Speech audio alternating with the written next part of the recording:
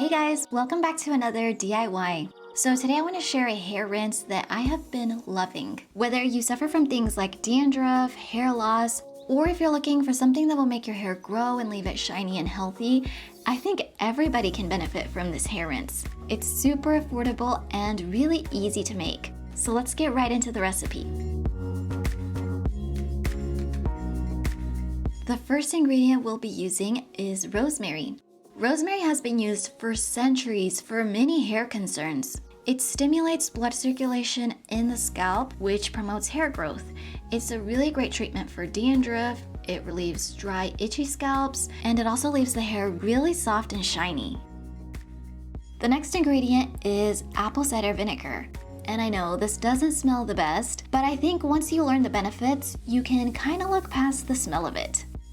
Just like rosemary, apple cider vinegar is also very popularly used for the hair, and with good reason. Thanks to its antibacterial and antifungal properties, apple cider vinegar can help if you're struggling with dandruff. It also balances your scalp's pH, removes product buildup, it smooths your hair, restores shine, prevents hair loss, and the list can go on and on. So I really encourage you to read up on the benefits of both apple cider vinegar and rosemary because they're truly amazing.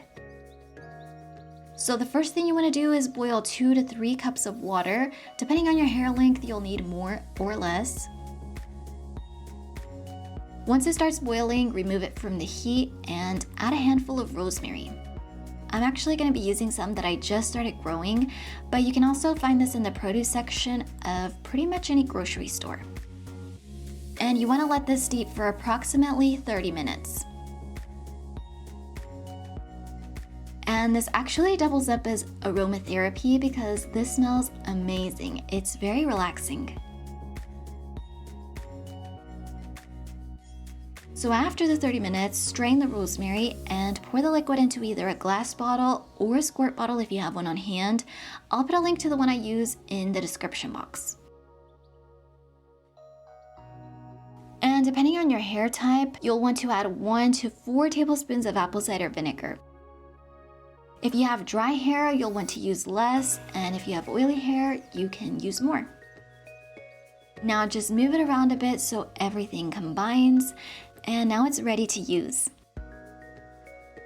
So what I do is after I shampoo my hair, I will squirt this onto my scalp, just kind of all over the place in different areas.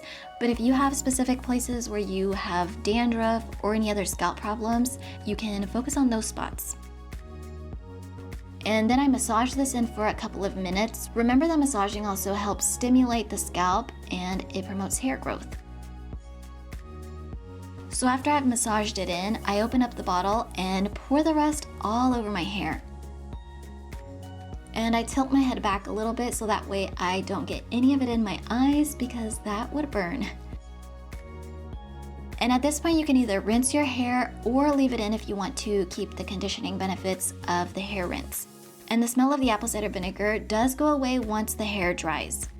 So even though you might be tempted to do this every day, it's really best to do this just once, maybe twice a week, but that's really enough to start seeing the benefits.